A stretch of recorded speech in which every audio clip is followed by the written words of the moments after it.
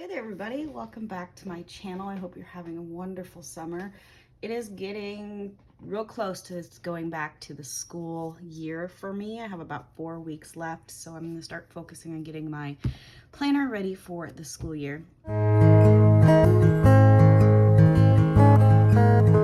I decided this year that I am going to use the 7x9 Teacher Planner from Erin Condren. I usually, for the past 5 years or so, use the 8.5 by 11. So if we're looking at size comparison, let's see if I can zoom this out for you better. So size comparison, you know, I'm taking the size down quite a bit. But I think that's gonna be okay. I have worked out a template that I type all of my plans digitally and put them into my planner just like I did with the 8.5 by 11. I tested it out at the end of last school year and I think it's gonna work okay. But the first thing I want to do is change the cover. All of the 7x9 teacher planners come with the vegan leather cover. There's a few different designs and it is really pretty, but I am really partial to the interchangeable covers. I like to change my cover out periodically, and the vegan leather cover just isn't my favorite. So all I'm gonna do is take a pair of scissors and I'm just gonna cut along here and pull this cover off and snap on the interchangeable cover and we'll be ready to go. Okay, so that was super simple. I did not save the vegan leather cover. I just get rid of it. I hope one day that maybe they'll offer this planner in the regular cover side, the interchangeable cover types. But you know, this is the first year that Erin Condren has offered this size, and they're really trying to see if it's popular, if teachers are going to use it. You could also use this one as your life planner as well if you're looking for something that's super neutral and then also has lines in your weekly. So, all right, so without further ado, I want to talk about how I do my lesson plans in this planner. When I first got this planner, it did come with July, and so I used those pages as like my test pages to get measurements and to see how I might change into the smaller size from the 8.5 by 11. So to begin with that, first I started by doing some measurements. And so here are some of the measurements that I came up with for the different sizing in the boxes, the headers, 2 columns by 3 columns, as many ways as I could think that I might want to utilize the space in this planner. Okay. Then I was also testing out the Erin Condren Washi here. This I really like. Let me see if I can get this off. I really like this washi from EC that is like this beautiful rainbow checklist washi. You can write on it with like ballpoint pen and it stays. And I've tried to put this on in many different ways. It just doesn't fit the teacher planner as I like. So if I lined it up with just one of these lines, like so I'm going off of this line here, the rest of them, no matter how I line it up, since it is see-through, the lines of the book versus the lines of the washi don't exactly line up. Now that might bother some people and it might not. I'm probably still gonna go with it and just use the boxes as my guide to be able to write the things I want on there. But I know that was a good question that some people were having when this washi came out. Okay. Next, I used this spread as like a mock spread. So I took some of my lesson plans from last year and I put it into the template that I created to see if I could fit the same amount of information that I had in my 8.5 by 11 to my 7x9. And I could, and I did this in a few different ways. With this spread, I kind of, fancied it up with some washi here. This is the Simply Gilded washi. I used some stickers up here from this sticker book from Kell of a Plan. And the rest of it was just typing it out, you know, in that Word document. So the way that I usually do my lesson plans is I will have what the students are going to do, what the assignment is, then the standards, then a column for notes, anything I need to write down about that day, anything coming up that week, any meetings I have that day, and then my running list of to-dos, what's coming up next week, and any special schedules going on. I think at this point this is how I'm going to set it up for next year. Now, as I'm working through it next year, if I come up with a different layout that's going to work better for me, I will definitely put out an update. So this is just the typing in the Word document. I just cut the pages. I used some double-sided tape. You could use a glue stick, whatever works for you, and I glued it down. The next page here, I perfected my template a little bit better with the measurement of the lines, and then this is just bare bones. I added some date dots here and another monthly sticker up there. I leave this blank as far as what you can see right now, because when I'm teaching, this is actually where I write the students that were absent that day. This is one of the things that might have to change though, because the box is so much smaller and the absences really did kind of explode, for lack of a better term, last year. But that was, you know, all of the COVID things we were dealing with. So I'm hoping this year that we're not going to have so many absences. There won't be so much to track. But if this ends up not being enough room, then I might end up moving the lesson plans over, giving me more room for lesson plans. And then in that noted section, maybe I'll have room for student names, or I might need to track it another way, maybe in my grade book. So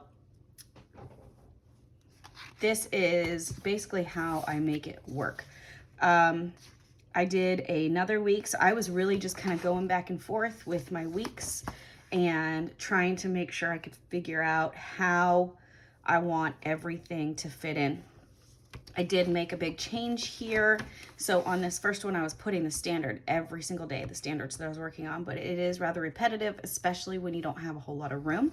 So that's when I started changing this column. So instead of having this column here broken up, I have one solid column with the standards for the week, and it gave me a little room for overlap if I needed more for listing my stations and things. So that's what you see here.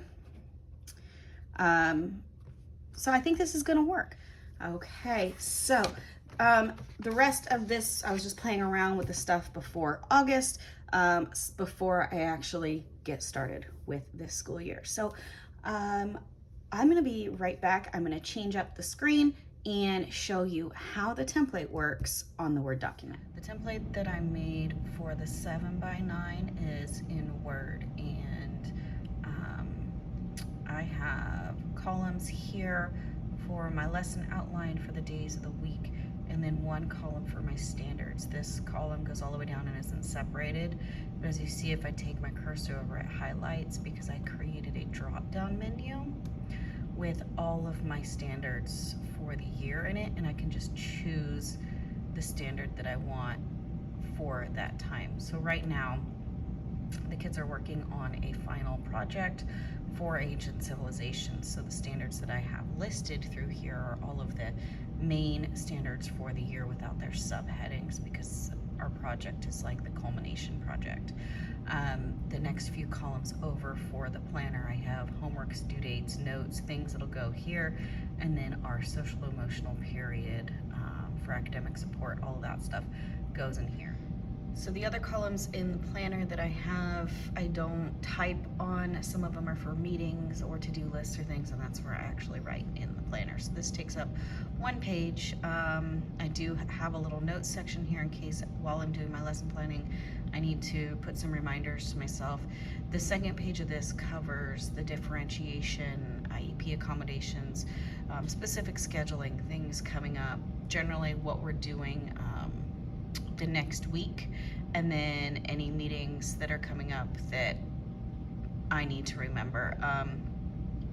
This is the version of my lesson plans that gets printed out and put on the wall outside my classroom for admin. And so the pages before this are all of our SMART goals and things for the year. So I add on to this as the year goes. So that's how I make my plans digitally, and then I print them out, and then they go into the planner each week, and then I end up writing all over it. So this gives me a copy that it can be posted as admin asks us to post it, but also a copy that I can write on in my planner. I have gotten a few questions about how to do the controls for making the standards. So if you wanted to make something like this, so that you had a drop down menu and you enter all of your standards in, so you're not retyping them each time, you would come up to the developer tab right here in Word, and then you would go to, it's in design mode, make sure it's in design mode, and properties. And so then when properties comes up, you get this little window here, and this is where you can type in your standards. It does have a limit for each one that gets put in there. So you might need to abbreviate a little bit, but then each line, each time you add something, will become one of the options you can choose. So when that's done, then you would just come here and go to your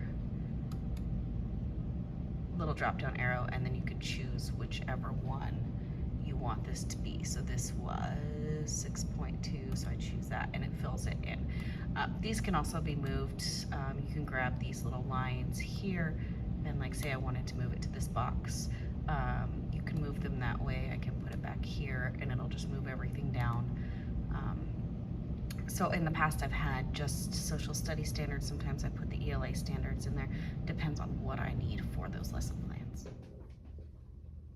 Okay, I also wanted to show you one last trick that I kind of figured out, a little DIY at home. The 8.5 by 11 teacher planners in the back come with a page protectors. You can usually choose a certain amount of page protectors. The 7x9 does not. However, I usually use the page protectors a lot, and I have searched everywhere online, at least any place I think I can search. I've exhausted it. I can't find it anywhere else.